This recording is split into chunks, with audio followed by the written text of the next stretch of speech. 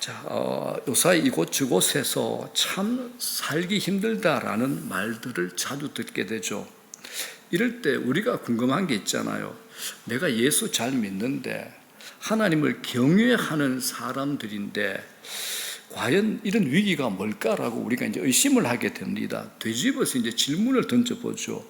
성경을 보면 하나님 잘 섬기고 하나님 뜻대로 살아도 힘든 날이 올 수 있다는 것을 곳곳에 보여주지만 이게 막상 내게 와닿으면 실감이 안 나는 겁니다. 이게 뭐야? 라고 질문을 던지게 됩니다.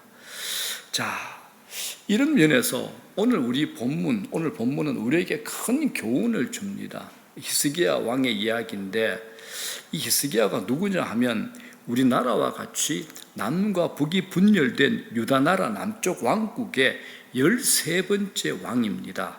그는 25세 왕위에 올랐어요. 그의 아버지가 아하스라는 왕인데 이 아버지가 아주 악독한 왕이었습니다. 얼마나 악독했던지 하나님 모시고 섬기도록 지어놓은 거룩한 성전에 하나님을 섬기는 기구들 다 치워버리고 이방신을 섬기는 우상제단을 갖다 놓은 아주 더럽고 패역한 아버지였습니다. 하나님의 성전을 완전히 더럽혀 놓은 아주 못된 왕이었죠. 또 얼마나 백성들로부터 미움을 받았던지 왕이 죽으면 당연히 이제 왕릉에 묻혀야 되는데 왕릉에도 들어가지 못하고 엉뚱한 곳에 묻혀버린 사람이 바로 이 사람입니다. 이런 악한 왕, 영적으로 타락한 왕에게서 그 아들 히스기야 왕이 태어납니다. 그런 아버지 밑에서 자란 히스기야는 참 희한하게도 하나님을 잘 섬기는 사람이었습니다. 하나님 말씀에 순종하는 왕으로 성경은 우리에게 가르쳐 줍니다. 자, 열왕기하 18장 5절 볼게요. 시작. 히스기야가 이스라엘 하나님을 의지하였는데 그의 전후 유다 여러 왕 중에 그러한 자가 없었으니라고 합니다. 히스기야 왕 앞뒤로 아무리 살펴봐도 히스기야 왕처럼 성실한 믿음의 사람은 없었다라고 성경이 증언하는 겁니다. 자, 그러면 이제 우리가 물어봐야죠. 어떻게 이런 이변이 일어날 수 있을까? 답은 하나입니다. 바로 어머니의 영향 때문입니다. 히스기야의 어머니는 경건한 제사장의 딸입니다.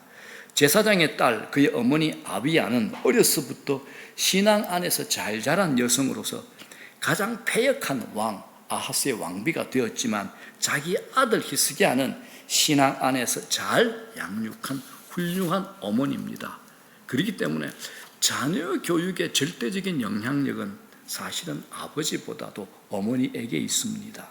어머니의 믿음이 흐리멍텅하면 자녀의 믿음도 그렇게 자랄 수밖에 없는 겁니다. 반면에 어머니 신앙이 철저하면 자녀도 철저하게 될 겁니다. 히스기야 왕이 바로 그 어머니의 영향을 받으면서 잘 자랐습니다. 그는 왕위에 오르자마자 하나님 보시기에 좋은 일을 굉장히 많이 합니다.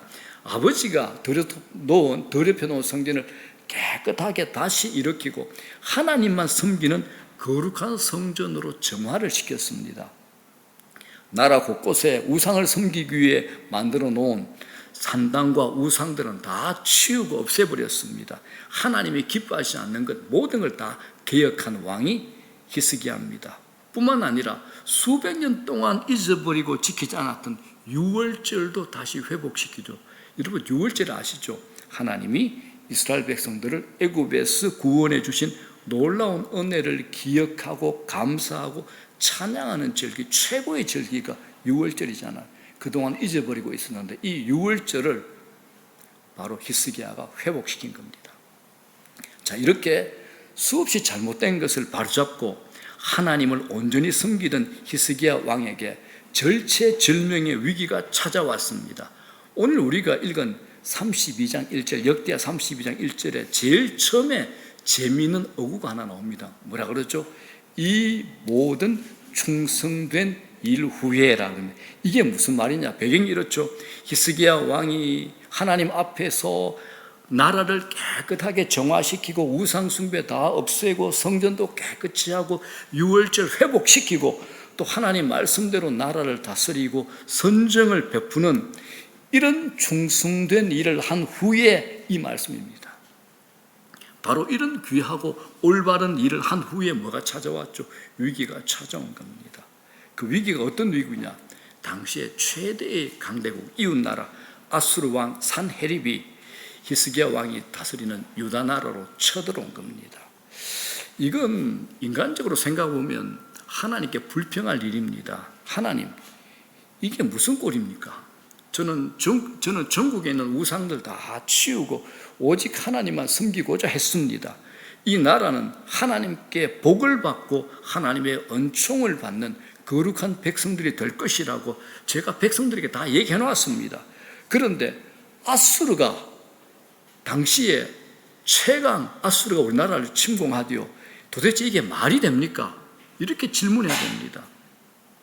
대부분의 사람들이 하나님 앞에 이렇게 불평을 할 겁니다. 그런데 성경을 보게 되면 히스기야는 하나님께 불평한 흔적이 전혀 없습니다. 그는 어려움을 겪었지만 그 어려움에 믿음으로 바르게 대처하면서 하나님이 놀라운 복을 안겨줄 것이라는 믿음을 가지고 있었습니다.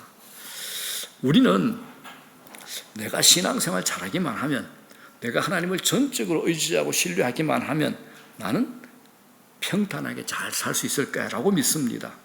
우리를 환난에서 건져주시고 근심 없이 인생을 살게 해줄 것이라고 철벽같이 믿습니다. 그런데 이런 히스기야에게 갑자기 어려운 일이 찾아온 겁니다. 자, 예상치 못한, 이해가 안 되는 이런 일이 갑자기 우리에게 엄습해 올 때 오늘 우리는 주인공 히스기야 왕을 주목해 볼 필요가 있습니다. 히스기야가 어려움을 당했을 때 그가 어떻게 대처했는지 세 가지를 우리가 주목해서 볼 필요가 있습니다. 첫 번째, 히스기야 왕의 위기 대처법.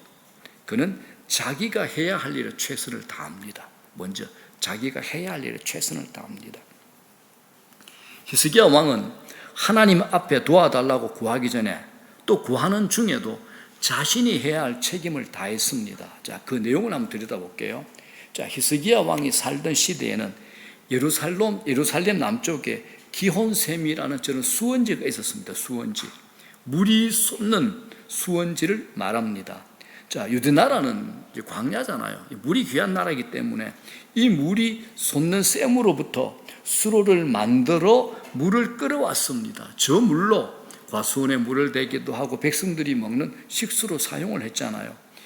히스기야가 이 물을 가지고 이제 고민을 합니다. 적군 아수르가 행여나 쳐들어와서 이 물을 먹게 되면 우리는 정말 꼼짝없이 큰일 난다. 그래서 적군 아수르가 이 물을 먹지 못하도록, 구하지 못하도록 어렵게 만들자라는 묘책을 내가지고 저 수로를 다 덮어버립니다. 그리고는 자기들이 먹어야 되잖아요.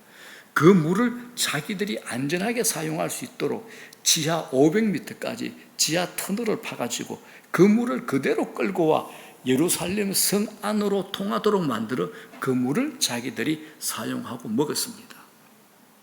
적군에게 포위당해도 성 안에 물 부족으로 백성들이 어려움을 당하지 아니하도록 대책을 기가 막히게 세운 거죠. 그뿐만이 아닙니다.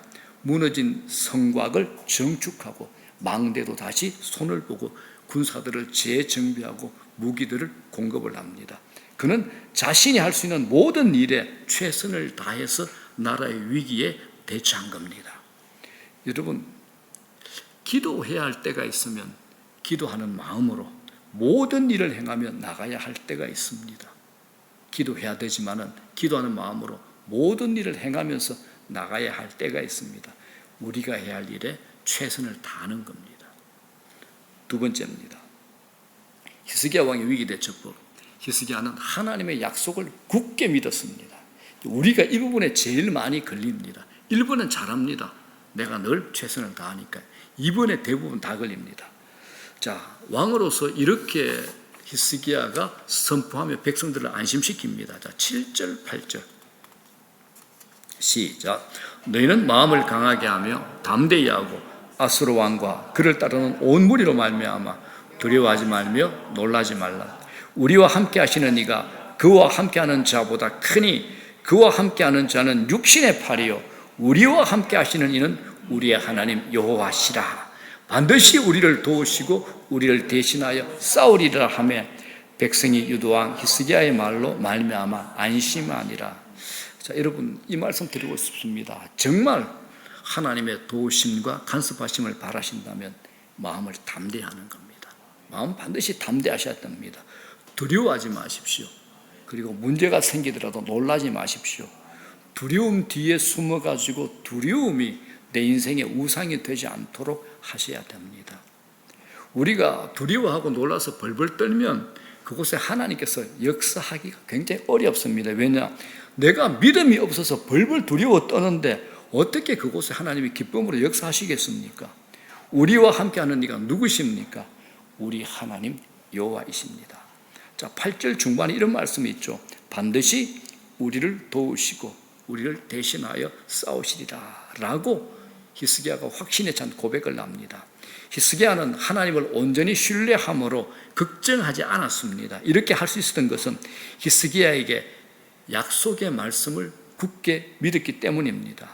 자, 이 히스기야는 신명기 28장에 나오는 말씀을 틀림없이 기억하고 온전히 믿었던 겁니다. 자, 신명기 28장 14절 시작. 내가 오늘날 너희에게 명하는 그 말씀을 떠나 좌우로나 우로나 치우치지 아니하고 다른 신을 따라 섬기지 아니하면 이 전제 조건을 지키면, 자, 신명기 28장 7절 다 같이 시작. 여호와께서 너를 대적하기 위해 일어난 적군들을 네 앞에서 패하게 하시리라. 그들이 한 길로 너를 치러 들어와서나 네 앞에서 7길로 도망하리라. 아멘. 자, 그들이 한 길로 시작. 그들이 한 길로 너를 치러 들어와서 내 앞길로 7길로 도망하리라. 아멘. 우리 삶에서 두려운 문제가 생기면 이 말씀을 붙들고 기도하는 겁니다. 하나님, 내 마음을 두렵게 하는 이 문제가 내 마음에 찾아왔지만 이 문제, 이 어려움이 내 앞에서 7길로 사라지게 해주십시오라고 기도하는 겁니다. 이 말씀을 붙들고 기도하는 겁니다. 좌로나 우로나 치우치지 않고 하나님 말씀대로 살면 적군이 쳐들어와도 보호해 주신다고, 승리를 주신다고 하나님께서 약속하신 거죠. 히스기야는 이 약속을 믿었습니다. 히스기야는 자신이 있었습니다. 왕이 된 후에 하나님 명령에 순종했죠. 하나님 나라 깨끗하게 정리했죠. 성전을 깨끗하게 세우고 백성들을 하나님 앞으로 끊임없이 돌아오게 이끌었기 때문입니다. 하나님 앞에서 신실하게 살면 하나님은 전쟁에서도 기근에서도 어떤 어려움 가운데서도 말씀에서 약속하신 그대로 반드시 이루어 주실 것이라는 믿음이 히스기야에게 있었습니다. 하나님은 신실하신 분이요 절대로 거짓말하지 않으십니다. 히스기야는 이것을 믿었습니다. 자, 이제부터 제가 이 두 번째가 잘 안 된다는 것, 우리의 실제적인 고민으로 한번 들어가 봅시다. 하나님의 약속은 틀림없다고 우리는 확신합니다. 그렇습니까, 여러분? 자, 그러나 막상 내 앞에 어려운 일이 생기고 위기에 직면하게 되면 하나님을 온전히 신뢰하는 것이 결코 쉽지 않다는 것도 또한 우리의 현실입니다. 그렇지 않습니까? 위기의 상황이 오면 더 열심히 하나님의 말씀을 붙들어야 되는데 그럴 때 하나님의 약속을 믿지 못하고 신뢰하지 못하고 밀쳐버리고 내 오만 가지 생각에 매여 있는 것이 우리의 현실이기도 합니다. 믿음을 가지고 대처해야 될 시기에 반대로 믿음을 차버리고 싶은 유혹을 받을 때가 있죠. 이것이 우리의 현실입니다. 여러분, 믿음이 좋다는 사람들조차도 이럴 때가 있습니다. 자, 이 문제에 대해서 제가 여러분들에게 도움이 될 만한 해답을 드릴 테니까 잘 들어보십시오. 우리가 이 문제에 대해서는 좀 더 이성적으로 생각해 볼 필요가 있습니다. 성경 본문의 히스기야가 하나님을 신뢰하는 믿음 속에서 고난을 이겼다, 이 말씀을 보면 감사합니다. 하나님, 내 문제도 하나님이 해결해 줄 줄로 믿습니다. 이 기대감이 생깁니다. 그런데 눈을 뜨고 교회당 문을 열고 나가서 현실에 딱 들어섰으면 현실은 여전히 그대로입니다. 그러면 이제 내 마음이 약해지고 불안해지고 흔들리게 됩니다. 우리 모두가 다 경험하는 일 아닙니까? 자, 여기에 대해서 기독교 최고의 변증학자 캠브리지대 교수 C.S. 루이스라는 사람이 순전한 기독교라는 책에서 이게 굉장히 좋은 책이죠. 자, 기가 막힌 말을 했습니다. 이렇게 얘기해요. 다 같이 시작. 제 믿음을 무너뜨리는 것은 이성이 아닙니다. 오히려 제 믿음은 이성의 근거에 있습니다. 정작 제 믿음을 무너뜨리는 것은 저의 상상력과 감정입니다. 믿음과 이성이 한편이 되고 감정과 상상력이 다른 편이 되어 싸움을 벌이는 것이지요. 그렇지 않습니까, 여러분? 저 말 이해되지 않습니까? 이 부분을 제가 쉽게 설명드려 볼게요. 우리는 이성적으로 하나님을 알아가고 있습니다. 하나님은 한 분이십니다. 천지 만물을 창조하시는 분이라는 사실을 우리는 이성으로 받아들이죠. 그분이 나를 위하여 자기 아들을 십자가에 내어주어 나를 구원하셨다는 것 이성으로 받아들입니다. 그런데 우리가 삶 가운데서 위기를 만나거나 어려움을 당하면 이 이성에 근거한 우리의 믿음을 흔들어 버리는 장애물이 생깁니다. 그게 뭘까요? 바로 내 감정입니다. 내 기분이라는 겁니다. 감정에 따라 일어나지도 않은 일들을 미리 만들어서 이제 마음대로 상상을 합니다. 스스로 불안을 만들죠. 기도한다고 엎드려 보지만 기도는 그냥 자꾸만 내게 떠오르는 부정적인 생각들이 꼬리에 꼬리를 물고 이어집니다. 부정적인 공상을 하죠. 엉뚱한 생각들이 나를 불안과 두려움에 가두어 버립니다. 이게 뭡니까? 감정입니다. 이게 내 감정, 내 분위기입니다. 이 감정이 이성에 근거한 믿음을 흔들기 시작한다는 겁니다. 자, 여러분, 우리가 어려운 상황에서 하나님을 믿는다는 게 뭘까요? 문제적 상황에서 하나님을 믿는다는 게 도대체 뭘까요? 내가 힘든 곤고한 상황에서 하나님을 믿는다는 게 뭘까요? 자, C.S. 루이스가 책에서 다시 한번 이렇게 정의합니다. 다 같이 시작. 믿음은 아무리 기분이 바뀌어도 한번 받아들인 것은 끝까지 고수하는 기술이다. 아멘. 기가 막힌 표현 아닙니까? 다 같이 시작. 믿음은 아무리 기분이 바뀌어도 한번 받아들인 것은 끝까지 고수하는 기술입니다. 아멘. 정말 멋진 말이죠. 어려운 상황에서 내가 하나님의 약속을 믿는다는 것은 내가 받아들인 하나님의 말씀을 내 기분과 내 상황과 내 환경과 내 마음에 상관없이 흔들리지 않고 믿고 나가는 기술이라는 겁니다. 이게 진짜 믿음입니다. 수많은 사람들이 여기에 다 무너집니다. 우리가 여기에 다 무너집니다. 내 감정. 이런 믿음의 기술을 얻기 위해서는 훈련이 필요합니다. 건강하지 못한 감정에 끌려다니지 않기 위해서는 내 감정을 다스릴 수 있는 훈련이 필요한 겁니다. 그래서 우울감에 있는 사람들이 널뛰기를 자주 하죠. 은혜를 받을 때는 흠뻑 받았다가 또 약간 이상한 소리만 들어도 또 다운이 되고 곤두박질 치잖아요. ADHD 이런 분들은 더 할 나위 없고요. 감정에 끌려다니는 겁니다. 그런데 우리 하나님과 하나님의 언약은 견고하잖아요. 흔들리지 않잖아요. 변치 않습니다.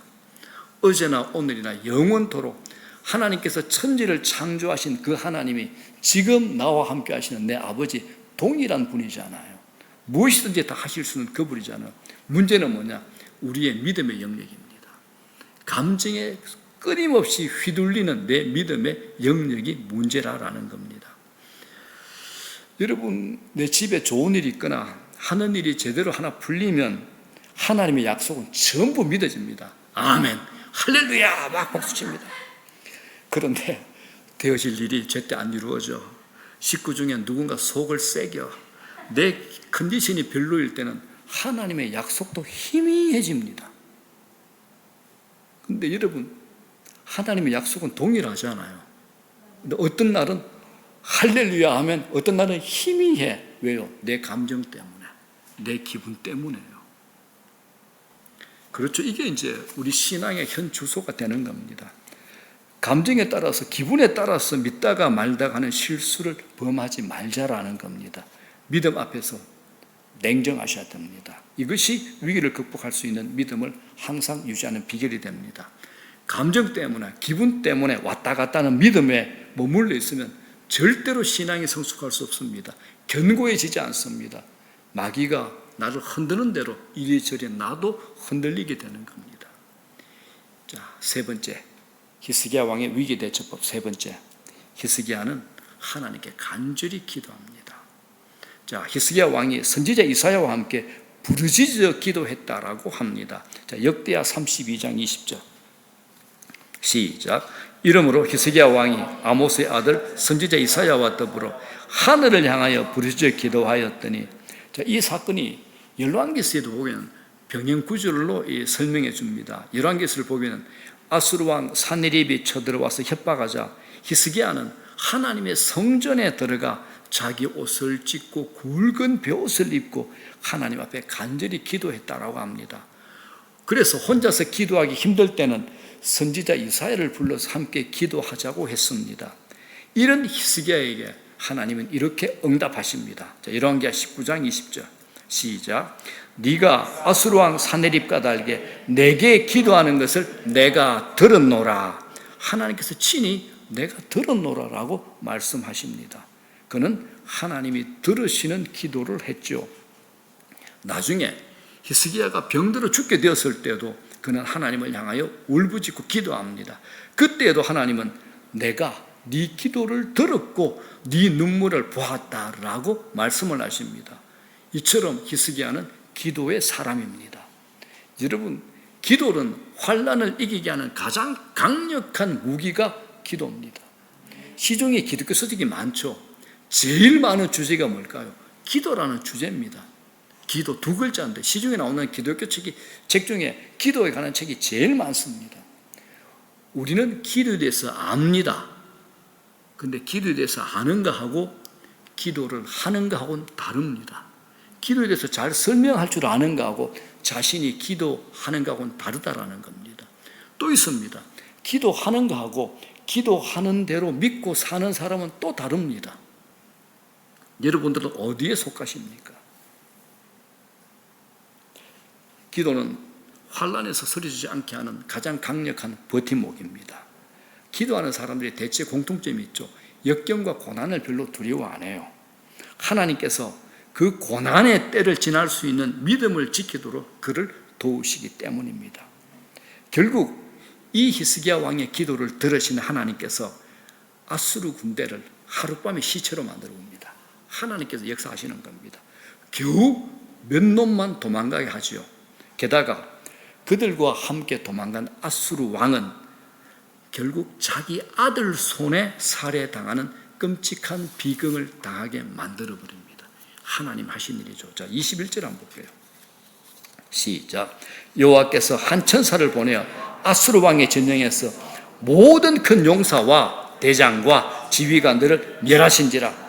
아수르 왕의 낯이 뜨거워 그의 고국으로 돌아갔더니 그의 시내 전에 들어갔을 때 그의 몸에서 난 자들이 거기서 칼로 죽였더라. 자식한테 칼 맞아 죽은 겁니다. 하나님께서 히스기야의 기도를 들으시고 아수르 군대를 심판하신 거죠. 기도하는 히스기야 앞에서 아수르 군대가 전멸된 겁니다. 여러분, 기도하는 자에게 반드시 기적이 있습니다. 우리가 해가 뜨기 직전에 새벽이 가장 어둡다고 하잖아요. 마찬가지로 기도 응답이 바로 직전이 제일 암담하고 답답합니다. 제일 암담하고 답답합니다. 이거는 기도의 대가들이 한결같이 고백하는 겁니다. 그러나 언제까지나 계속되는 어려움은 없습니다. 왜냐? 그러다가 망하면 하나님께 영광이 안 되잖아요. 아버지인데 책임을 지셔야 될 거 아닙니까? 그죠? 저 아들은 기도했는데 망했다. 이게 무슨 하나님께 영광이 되겠습니까? 하나님께서 반드시 들으십니다. 그렇기 때문에 포기하지 말고 시험이 올 때 물러서지 말아야 됩니다. 시험이 오면 더욱더 기도하셔야 됩니다. 예수님께서 성전에서 장사하는 사람들 보고 내 집은 기도하는 집이다. 그런데 너희는 강도의 소굴로 만들었다라고 말씀하셨습니다. 하나님의 뜻이 뭡니까? 교회를 기도로 가득 채우는 겁니다. 교회를 기도로 가득 채우는 겁니다. 교회의 별명이 뭡니까? 기도하는 집. 그래서 여러분, 우리 교회 기도로 헌신합시다. 기도로 헌신합시다. 기도는 능력 있게 만드는 힘이 있습니다. 아무리 약한 사람이라도 기도하기 시작하면 강해집니다. 기도해서 큰일 하지 않는 사람이 없죠. 기도했어요. 우리 성도의 삶이 부패할 수 있습니다. 냄새가 날 수가 있습니다. 이건 기도하지 않을 때 나타나는 현상입니다. 그래서 여러분들, 누가 기도 안 한다, 옆에 가서 킁킁거리면서 냄새 한번 맡아보십시오. 야, 너 몸에서, 너 영에서 좀 이상한 냄새 난다. 그러고 나서 기도 하나씩 한번 찔러보십시오. 본인이 찔려가지고 그 다음부터 기도할 겁니다. 그런데 여러분들, 우리 성도가 기도하면 싱싱해집니다. 꼭 청년들, 학생들만 신선합니까? 반드시 그렇지 않습니다. 청년들인데 낙담하고 비판하면서 안 돼요, 안 돼요. 보면 우리 청년들 보면 우리 어른들이 절망감이 들잖아요. 그런데 기도하는 노년들 보면 어떻습니까? 싱싱함을 느끼지 않습니까? 기도하는 모습을 보여주는 우리 권사님들, 집사님들 보고 있으면 싱싱하고 영적으로 건강함을 보게 됩니다. 자, 여러분, 우리가 그렇다면 언제까지 기도해야 될까요? 승리의 확신이 올 때까지 기도하는 겁니다. 기도로 승부를 보셔야 됩니다. 확실한 기도는 확실한 응답을 받죠. 흐릿한 기도는 흐릿한 응답을 받습니다. 어떻게 하시겠습니까? 똑같이 시간이 드는데 온 마음으로 하나님께 초집중해서 확실한 기도하는 겁니다. 이게 어떤 기도죠? 끝장을 보는 기도를 하시라는 겁니다. 자, 이제 말씀 정리합니다. 자, 우리들에게 위협적인 아수르 군대가 무엇입니까? 내게 위협적인 아수르 군대. 돈입니까? 건강입니까? 질병입니까? 자녀 문제입니까?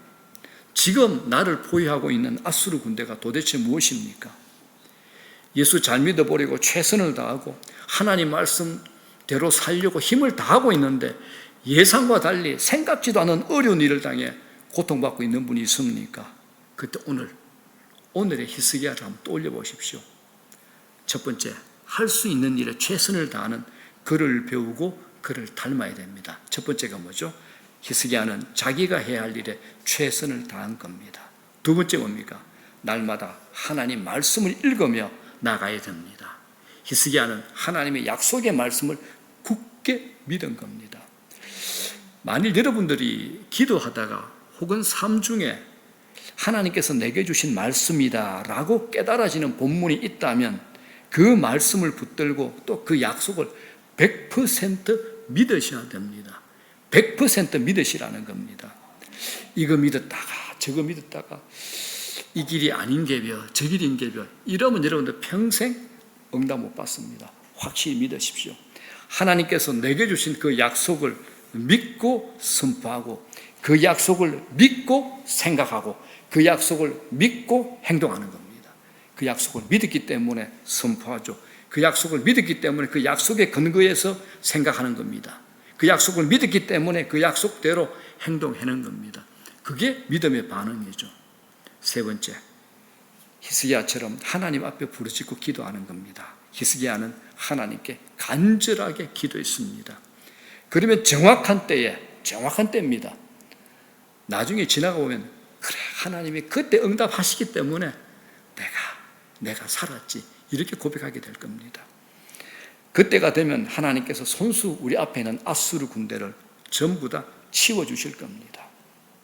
자, 고난을 통해서 역경을 통해서 과거에는 상상치도 몰랐던 놀라운 은혜와 축복을 체험하는 저와 여러분 되시기를 주의 이름으로 축복합니다.